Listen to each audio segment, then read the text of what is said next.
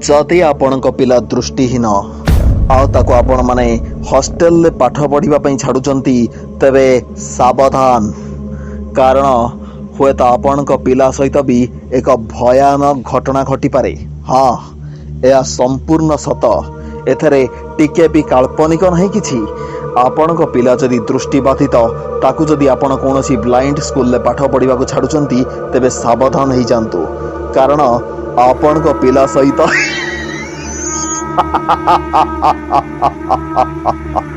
साई सुमन मिश्र 5 वर्षर गोटे पिलाटीए, तार बाप माँ ताको एक दृष्टिबाधित विद्यालय छाड़ीदेले पाठ पढ़िबा पई। पिलाटी आजन्म दृष्टिबाधित। जेतेबेले पिलाटी विद्यालय पहुंचीथिला सेतेबेले विद्यालय केही हेले पिला नथिले, जणे मात्र शिक्षयित्री और जणे मात्र रोसैया। ये 2 जन से विद्यालय उपस्थित थे। शिक्षयित्री मधुस्मिता नायक और रोसैया देव, ये दुहे सेठारे थिले।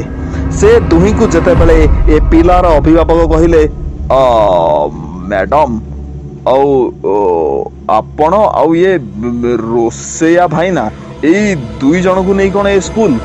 मधुस्मिता बस विद्यालय शिक्षयित्री सी कही ना ना सार सेमिति किसी नहीं, आपण व्यस्त हुंतुनी, आपण पिला बहुत भल रहिबो, काली सुधा समते आसीजिबे, आउ मात्र दिन गोटे कि 2 दिन लागिबो, पिला घर टिके दूर तो से सब आसीजिबे, अन्य सार माने ए पाख ऑफिस के टिके काम रे जाइचंती। ता अभिभावक ताको सेटारे छाड़ी दे चली आसिले। एइठी किंतु से भूल करितेले। एते छोट पिलाटी को एकाकी हॉस्टेल ले छाड़ीबार तांकर उचित नथला। से माने पळेई आसीथिले। मधुस्मिता भी साई सुमन को कहिला, साई ए बाबा तू एठी था, मु टिके मार्केट रु आछि, जदि तते किछि अडुआ लागे देव भाई रोसई घर अछि, देव भाई के डाकिबो, मो सुन्ना बाबाटा परा एठी था, मु आछि। मधुस्मिता पळेई जाइथिला, किंतु सी कोन जानिथिला जे से गला परे घटिबो एको भयानक घटना, जहाँ साई सुमन जीवन को रंग बेरंग करिदबो। साई सुमन सेमती बसी थाए, घर सारा एणे तेणे चालू थाए सी। अचानक साई सुमन को लागिला जेपरी ता पाखरे किए गोटे बसिची। साई सुमन खूब जोरे चित्कार करिथिला। ता चित्कार रे से हॉस्टेल रा हॉल टी प्रकम्पित हो जाइथिला। साई सुमन पचारला, किए किए बसिच, किए किए बसिच, अरे किछि कहून काईकी, मु छोट पिलाटीए, मते काहीकि तुमे डरौच कहिल। साई एते कथा पचारथिला, किंतु सामान्यतम उत्तर भी ताको मिली नथिला।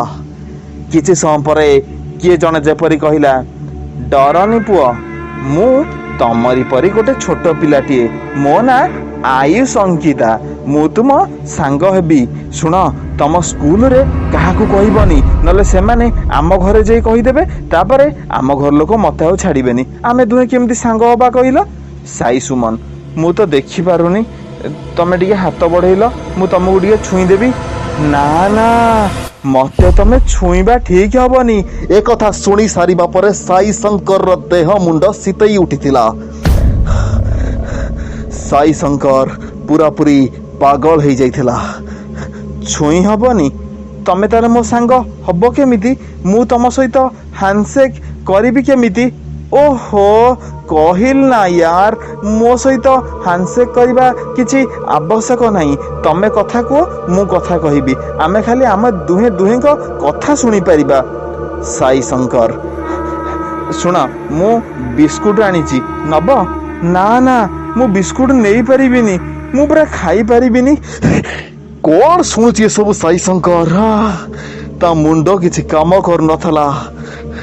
साई शंकर मने मने भाबुथे, बाबा और मम्मी मते काहींकि एठी छाड़ी देई गले के जानी, मु एबे एकेला, ये जने सांग आछी जे ये एमिति कोन कहूची, हे मते भारी डर लागुची। ए मधु दीदी कुआडे गले के जानी, ए देव भाईटा डाकिले से सुनिबो कि नहीं के जानी।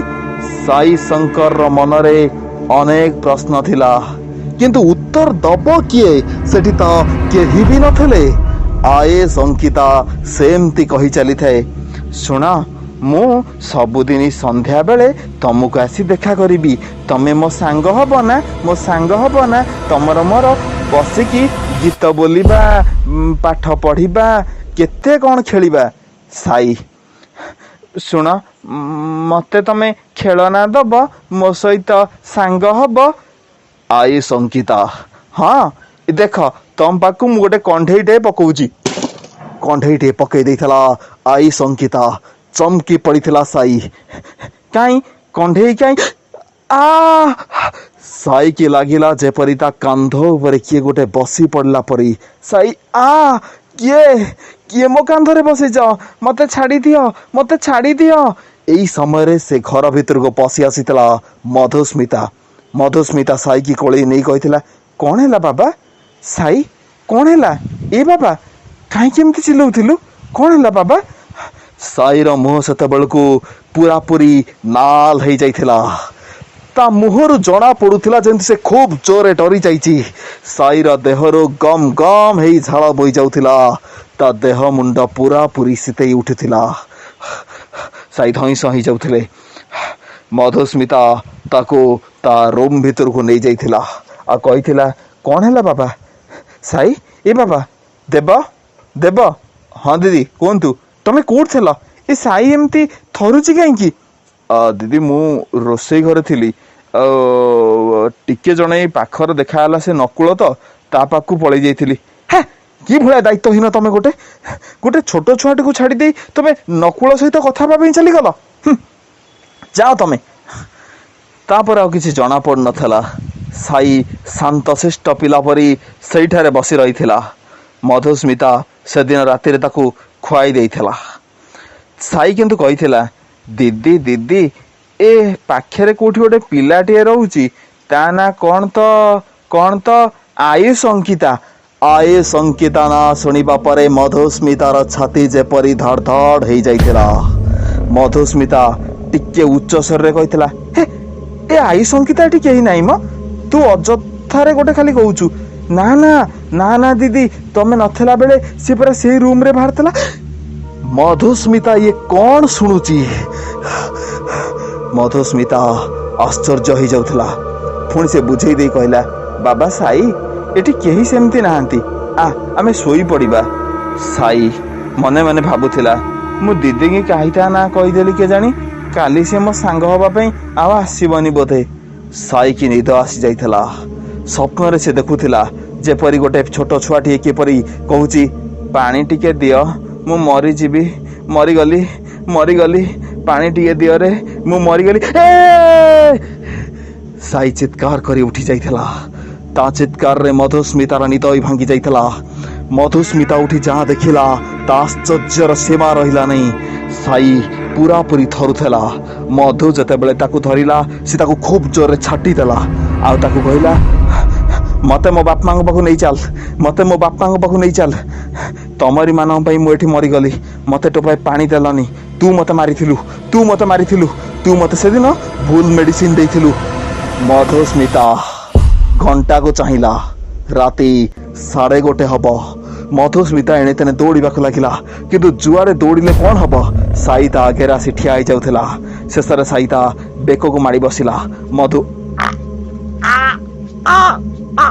एबरी चित्कार करने लगिला। यही समय देव सेठाक आसी जाइथला। देव सेठाक आसीबा परे साई मधु को छाड़ी देइथला। मधुस्मिता देव आगे जहाँ जहाँ घटीला से या कहला, देव दीदी कस्मिन काले एठी रहिबा ठीक हबनी, आपण चलतु मो रूम रे साईर आपणकर से खट उपर शोई पड़े, मु पछे बारंडार रही। यही समय दर्पण आगे देखा जाइथिला गोटे झीटीए, चुटी सबू मुकुला, मुह पूरा पूरी फाटी छेत्रा हो जाइची, मुंडरे ब्लड रटाक से हसुथिला को भयानक हस। यही समय से घरे सुगिला गोटे आर्त चित्कार। पागल हो जाउथिले से दुहे जाक। मधुस्मिता देव सहित पलि जाइथिला। देव मधुस्मिता को हनुमान ताबिज देइथिला और साई बेकरे गोटे हनुमान ताबिज पकई देइथिला। ता परदिन मधुस्मिता से विद्यालयर प्रधान शिक्षक को फोन करी समस्त वृत्तांत कहिथिला। प्रधान शिक्षक जनिक सेठाको आसीथिले और तत्परे से जड़े डाक्तर और जड़े मनस्तत्वविद की सेठाको डाकई देथिले। मनस्तत्वविद जनिक साई सहित कथा हेले।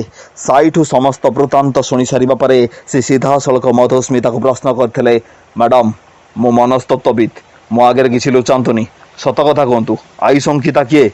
मधुस्मिता, सार ए घटना 6 वर्ष तलर कथा। आयुष अंकिता बोली गोटे ब्लाइंड झीटे ये स्कूल रे पाठ पढ़ुला सार। ता देह खराब थिला। आमे ता गार्डियन को जनइलु नहीं, काले जनइले कौन असुविधा हम ता भाभी आमे कि जनइलु नहीं। किंतु किछि दिन खंडे से पिला पड़ी रहिला, बहुत कष्ट पाइला सार, बहुत कष्ट से छटपट है सार। तापरे तापरे कौन है, दिने अत्यधिक चित्कार कर मु खूब जोर रागी जाइली, खूब जोर ताको माड़ मारी से शेष खाली चित्कार करथला, मरीगली मरीगली मु मरीगली, पानी टोपे दियो, पानी टोपे दियो, पानी, बापा बो, बापा बो, बापा बो, बापा बो, बापा बो, बापा बो, बापा बो, बापा बो, एमती ही तापर शेष से मरी जाइथला। मु ताको दिन बेला गोटे औषध देइथिली, तापर से खाली छटपट होइथला, खाली बारचाउली होइथला। मनस्तत्वविद जनिक कहिथिले, साई धिएरे बे ता आत्मा रहुछि, साई तार केवल स्वर शुणी पारुछि। जेहेतु से आजन्म दृष्टिबाधित ताकू से देखि पारुनी, किंतु भयस शुणी पारुछि। जड़े प्रतिष्ठित तांत्रिक को एठाकू डाकियाकू पड़िबो, आउ होम यज्ञ ए जगार करियाकू पड़िबो, आउ समस्त घरे सोरिष पकेयाकू पड़िबो। तत्क्षणात सेया ही करा जाइथिला। एबे साई से स्कूल रे अछि, किंतु ताकू केभे भी आउ से सब कथा किछि फीलिंग्स आसीनी। किंतु जदि केभे भी साई कहा आगे कहि दे, आई संकिता मोर भल सांग थिला, नुआ आसिला बेले समस्तक देह मुंड